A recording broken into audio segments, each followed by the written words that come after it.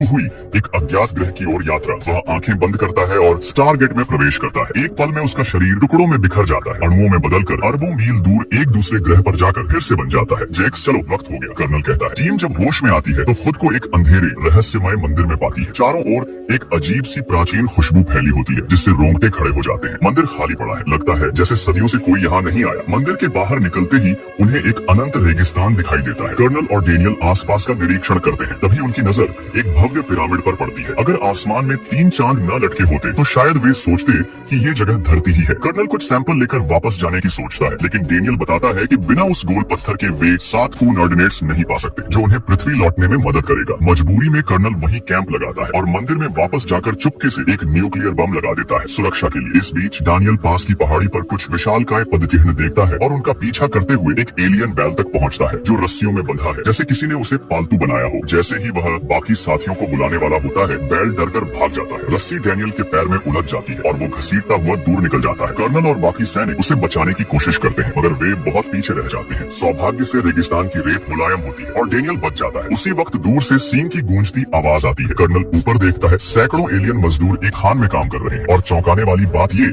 कि वे पूरी तरह इंसानों जैसे हैं। जब वे कर्नल और उसकी टीम को देखते हैं तो सारा काम रोककर उन्हें घूरने लगते हैं। डेनियल, जो भाषाओं का विशेषज्ञ है, उनसे बात करने की कोशिश करता है, लेकिन जैसे ही वे उसके गले में लटकी सूरज की आकृति वाली सुनहरी लटकन देखते हैं, सभी घुटनों पर गिरकर झुक जाते हैं जैसे किसी देवता की पूजा कर रहे हो। थोड़ी देर बाद उनका नेता अपनी बेटी सारा के साथ आता है। वे मेहमानों को सम्मान से अपने गाँव ले जाते हैं। वहाँ डेनियल देखता है कि उनकी पूजा में वही सूरज का प्रतीक है जो उसकी लटकन पर बना है। उन्हें लगता है कि डेनियल और उसकी टीम देवताओं के दूत हैं। गाँव वाले उन्हें अपने सबसे स्वादिष्ट व्यंजन खिलाते हैं, एक छिपकली जैसी डिश जिसे कोई नहीं खाना चाहता। मगर जब डेनियल एक निवाला लेता है तो मुस्कुराता है। ये तो चिकन है। रात में सारा उसके तंबू में आती है सम्मान के तौर पर। डेनियल पहले तो हड़बड़ा जाता है, फिर समझाता है कि वो उसकी मदद चाहता है, न कि उसे चोट। वो उसे पिरामिड का निशान दिखाता है तो सारा बताती है कि उसने इसे कहीं देखा है और उसे एक गुफा में ले जाती है। वहाँ दीवारों पर प्राचीन चित्र और हायरोग्लिफ्स बने हैं जो पूरी कहानी बताते हैं। लाखों साल पहले एक विदेशी जीव अपने मरते ग्रह से भागकर पृथ्वी पर आया। उसने खुद को सूर्य देव कहा और इंसानों पर राज करने लगा। वही जीव कुछ इंसानों को स्टारगेट के जरिए